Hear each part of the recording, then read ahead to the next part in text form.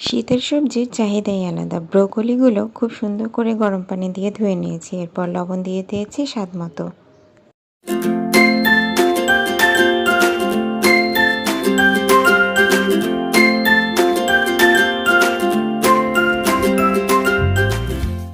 ব্রোকলিতে লবণ দেওয়ার পরে আমি দিয়ে দেব স্বাদ মতো সয়া সস।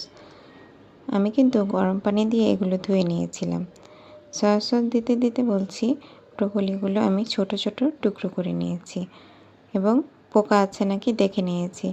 এরপর গুঁড়ামরিচের গুঁড়ো এবং গোলমরিচের গুঁড়ো সবগুলো একসাথে অল্প অল্প দিয়ে এরপর আমি এগুলোকে ঝাঁকিয়ে মেখে নেব।